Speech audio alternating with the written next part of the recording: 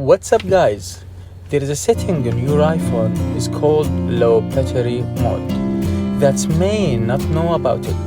It reduces power consumption by turning off a number of battery draining features like dimming the screen faster, retrieving email less and frequently, and turning off background apps refresh.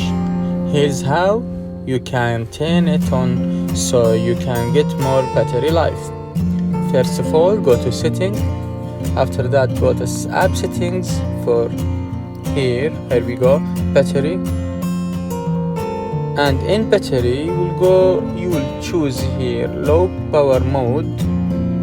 You will turn it on. And it will give you some times extra for your battery life. That's it. Thank you. We will see next time. Goodbye.